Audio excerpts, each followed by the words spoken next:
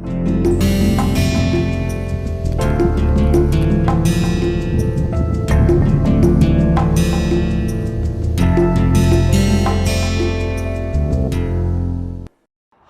welcome to another module in this massive open online course.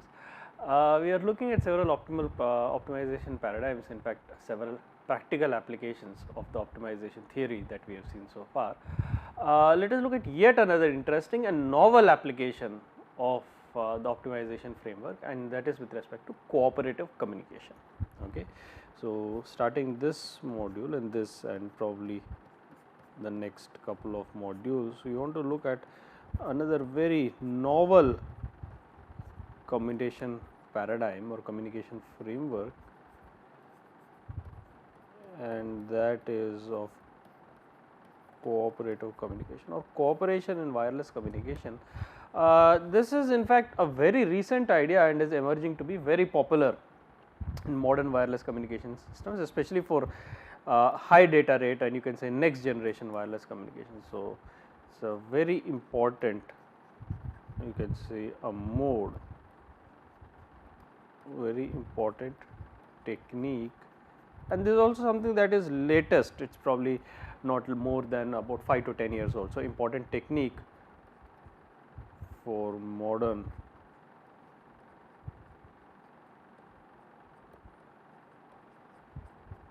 wireless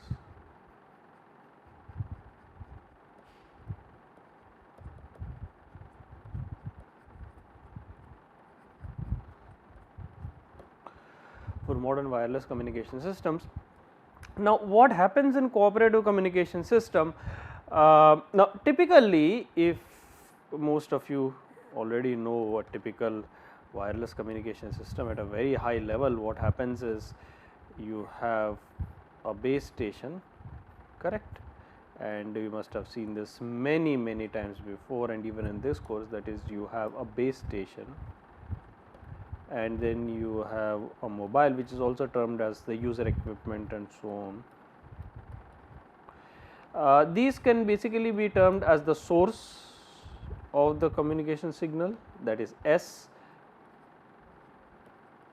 and this is the destination, and typically what we have is we have communication from the source to destination. So, and typically we have, or frequently in a wireless communication system, we have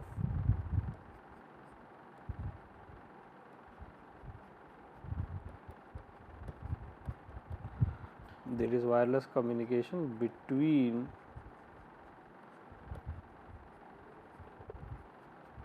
the source and the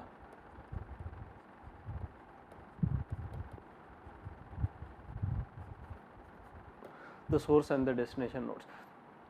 Now, what happens is, in addition, what you can have to enhance the quality of communication is to have what is known as a relay. Remember what a relay does, or the meaning of this word relay is basically something that takes something and relays it, relay in the sense that it hands it over, alright. That is the principle of relay, and it is not with respect to communication, but that is the general definition of a relay. For instance, you have a relay race format in which one of the runners takes a baton, carries it forward and then hands it over to the next runner and so on. So, that is the concept of relay. Specifically in the context of wireless communication, what a relay does is it receives the signal from the source, can manipulate it, can perform some operations on it, some basic signal processing operations or complex and advanced signal processing operations, that depends on the nature of the relay, and then it relays the signal forward, it forwards this signal to the destination. So, the relay, so what happens is the source relay, so this is your relay, and again there can be a single or multiple relay, there can be single relay or more relays. So, this relay receives the signal, makes some signal processing operations on it and forwards it. So, relay receives and retransmits the signal, and this is the important operation.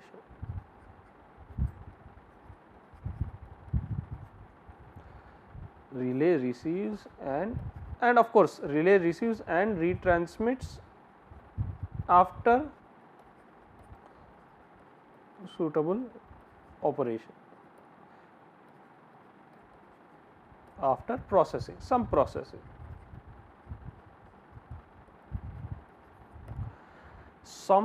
After some processing. Okay. Now, so relay retransmits the signal, basically that is the point. Now, this can significantly enhance. So, the relaying this process, because now you have an additional copy of the signal, you have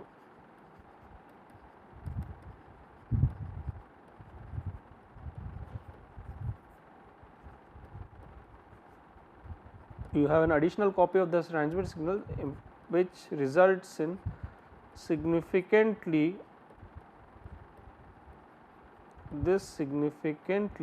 enhances the quality of communication, or you can say enhances the reliability. We are going to define that in a little bit. This significantly enhances the reliability of communication in the wireless communication system. What do you mean by reliability? We are going to define that. What is the metric for reliability? But you can see that you have an additional copy, and this process, what the relay is doing, this is termed as cooperation. Relay is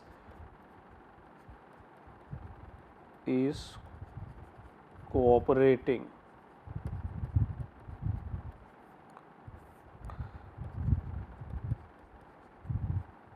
What is the relay doing? The relay is cooperating, hence this is termed as, this paradigm is hence typically termed as,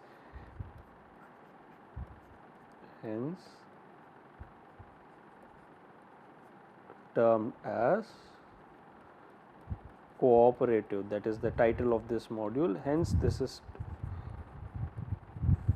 frequently termed as this paradigm, where you have a relay gets the signal from the source, manipulates it, performs some operations on it, and transmits to the destination, thereby aiding in this process or cooperating with the source in this process of communication. Wireless communication is termed as cooperative communication.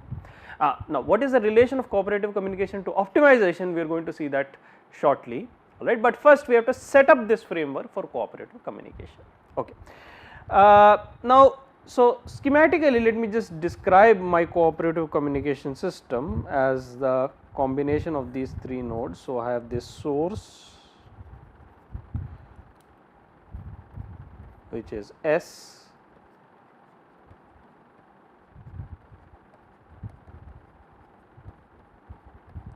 destination or source, sorry, this is your relay,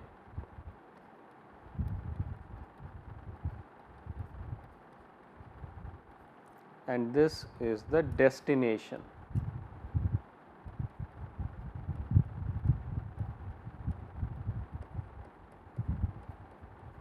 which is D. So, source to destination, this is also termed as the direct link.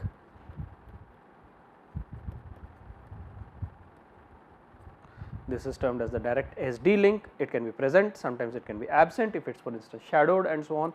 Then you have a link via the relay, that is source to relay and then the relay to destination. And let us denote the channel coefficients. Remember, each of these is a wireless link.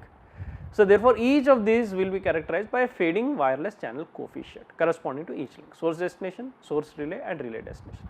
And therefore, each of these will have a channel coefficient, alright. So, let us denote these channel coefficients by the terms or by the symbols H, and these are self explanatory. HSD is source destination, HSR is source relay, HRD is relay destination.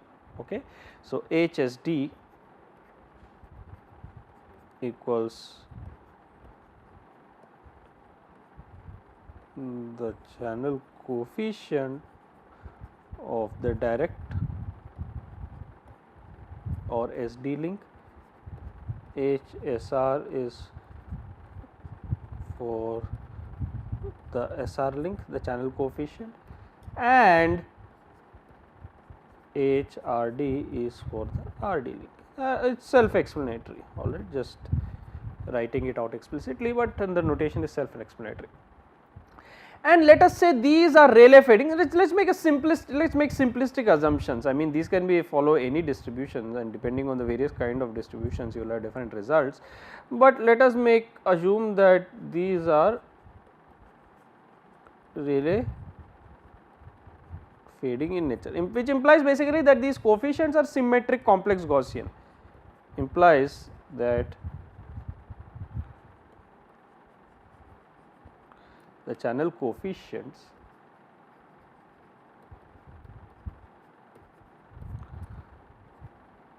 are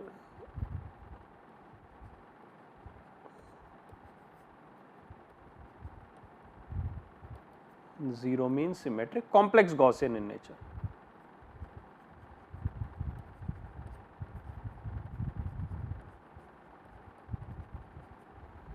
These are symmetric zero mean complex Gaussian, and let us say these average powers expected magnitude h s d square equals, again these are self-explanatory, that is the source destination link has average power delta s d square, source relay link has average power delta s r square, and relay destination link has average power r d square, and these powers can vary depending on the distance between source destination distance.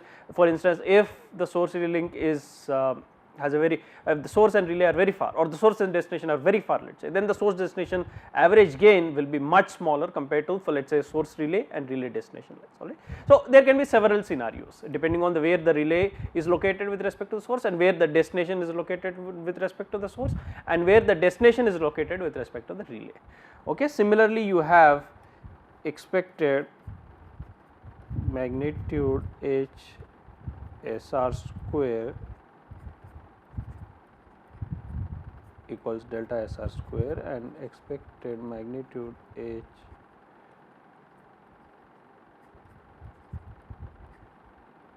r d square equals delta r d square, and we said these are, now if you denote these quantities by, now these are of course random in nature because the fading channel coefficient is random. So, if you denote the gains of these fading channels by betas, that is HSD HRD square equals beta RD, gain of the relay destination link, and gain of the source relay link by beta SR. Now, these will have an exponential distribution because these are Rayleigh fading, which means the amplitude is Rayleigh fading, the gain, that is magnitude. So, the magnitude is Rayleigh fading, the gain, that is magnitude square, is exponentially fading random variable. These are exponentially fading. I am going to give the explicit distribution.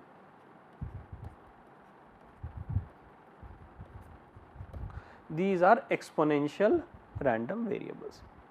Okay. For instance, the distribution of this will be given as, if you look at source destination equals 1 over the average gain delta S d square e power minus beta S d divided by delta S d square. So, this is what we mean by exponential distribution of the source destination.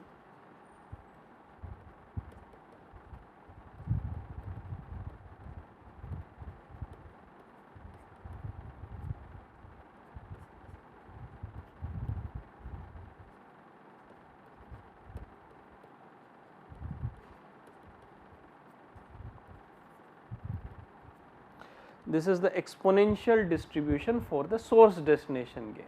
Okay. So, if you denote that random variable magnitude h d square by beta S d, okay, we are denoting that by beta S d, and beta S d is exponentially distributed. Similarly, if you denote the magnitude S r square by beta S r is also exponentially distributed, magnitude of h r d square by beta r d, that is also exponentially distributed, and these can be given similarly. So, what we have is, and these will come in handy later. So, I am just setting up it slightly, as you can see, elaborate. and as a result, and that is because most of these things are the latest, and these are fairly sophisticated ideas. So, these require some amount of analysis. So, minus beta SR. So, this is the source relay link, which is exponential with average power delta SR square, and similarly beta RD 1 by delta RD square. This is exponential with average gain delta RD square. Okay, so these are the relevant exponential distribution. So, exponential distribution for source destination SD, exponential distribution for source relay, exponential distribution for relay destination. Okay. Now, there are several protocols. Remember, we said that the relay does some processing. Okay, so when you have source, destination and relay, okay,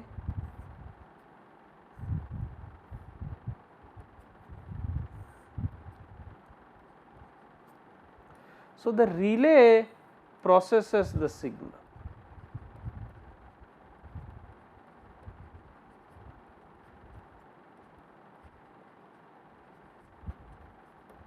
Perform some signal processing operation on the perform some operations on the signal. So, it performs some signal processing. Now, depending on the nature of the signal processing, you have a different protocol. For instance, relay can simply amplify the signal and forward it, that is termed as amplify and forward. The relay can simply decode the signal and forward, that is termed as decode and forward. Okay. So, relay performs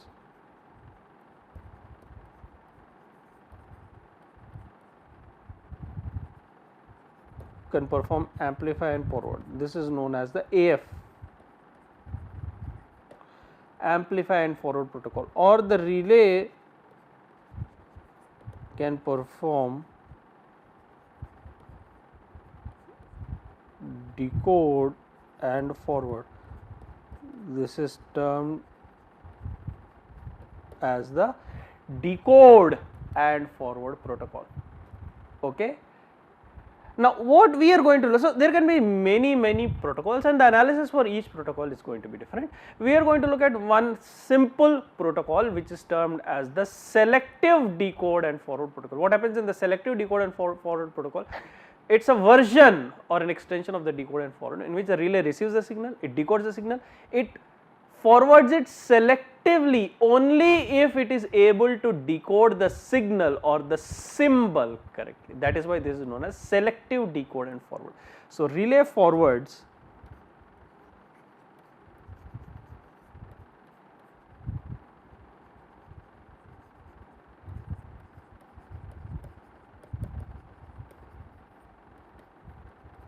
selectively. What do you mean by selectively? Only if our relay decodes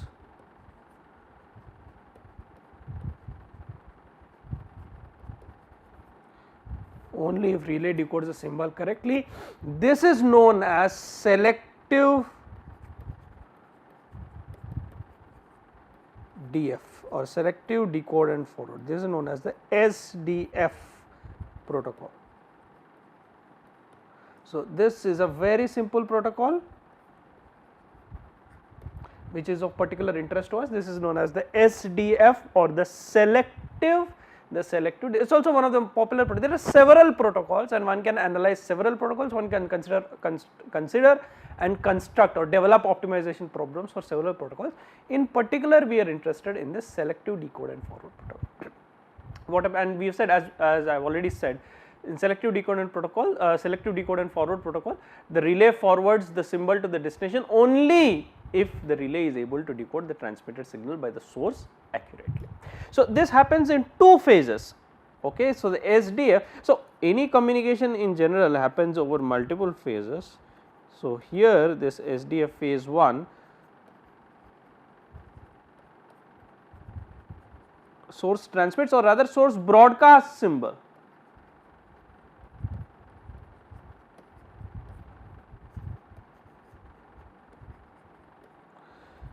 which is received by destination and relay. So, the source in the first phase broadcasts the symbol to the destination and the relay.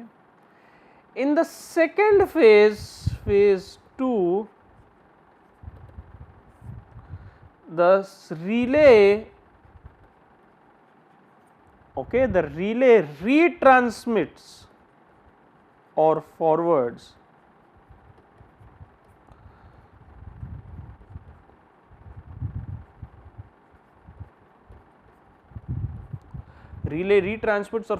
to destination only if it is able to decode correctly.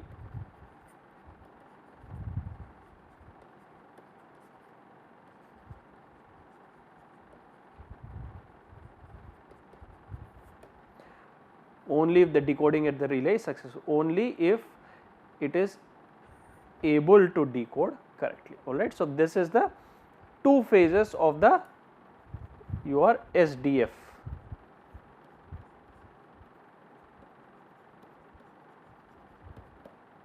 So, these are the two phases of the SDF protocol, phase 1 and phase 2. Phase 1 source transmits to destination and relay.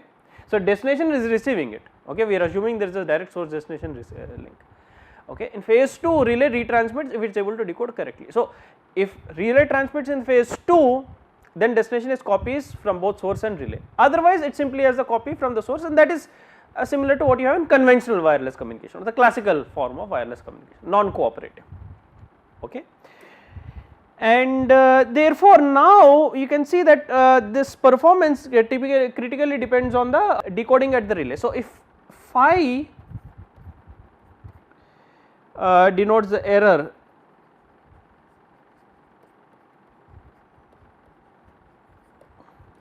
phi denotes that the error event at relay, E denotes the error at destination,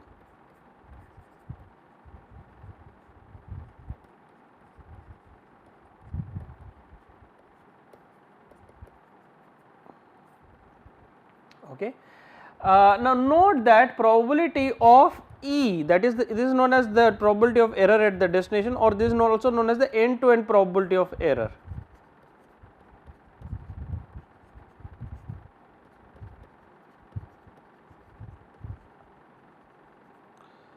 This is equal to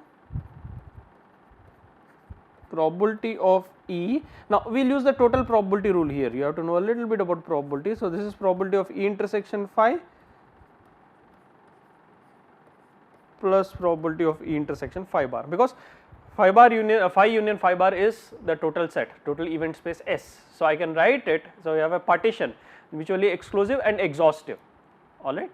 So, phi and phi bar are mutually exclusive and is an exhaustive partition. So, I can write using the total probability, I can write this as probability of the error at destination is probability of error intersection phi and probability of error intersection phi bar, that is, and it is also intuitive. There is a probability of error with probability of error at destination and error at relay, or probability of error or plus probability of error at destination and no error at relay, alright. That is basically the total probability rule.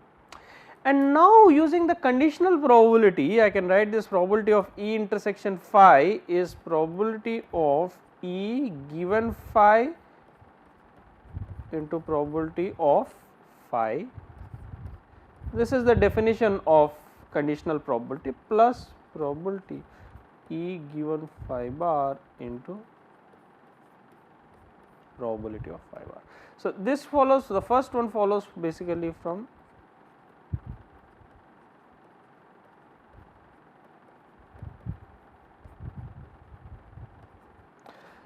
total probability rule. So, this is probability of U. Now, probability of phi, remember, is the probability of error at destination. So, probability of phi is close to 0, probability of error at relay. So, this is close to 0 at high SNR. When the signal to noise power ratio is high, probability of phi, that is the probability of error at the relay, is close to 0, which means 1 minus probability, that is probability of phi bar, which is 1 minus probability of phi, that is approximately equal to 1. Okay, so I am going to make that approximation. So, this implies 1 minus probability of phi approximately equal to 1, which is probability of phi bar. So, what we have is probability of phi bar is approximately equal to 1, which means using the above approximation you can approximate the probability of error approximately as probability of E given phi into probability of phi plus probability of E given phi bar. What is probability of E given phi? Probability of E, that is error at destination, given that there is also error. Remember, phi denotes the error event at relay. So, E given phi means error at destination given error at relay times probability of phi. What is the probability that error occurs at relay plus probability of error given phi bar, that is probability of error at destination given that there is no error at the relay, in which case the relay retransmits. Okay. And this is an approximation, but this is a good approximation which is very tight at high SNR. Remember, this is known as a high SNR approximation, alright. So, this is tight or is going to be very close to the actual BER. So, this approximation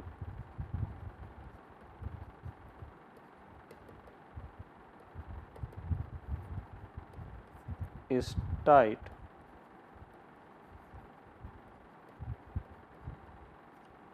the approximation is tight at high SNR. Alright. So, now we have to calculate these various quantities. Alright. So, now what we have to do is we have to calculate these various quantities to basically derive the expression for the overall probability of error, and this is something that we are going to look at in the subsequent module. Thank you very much.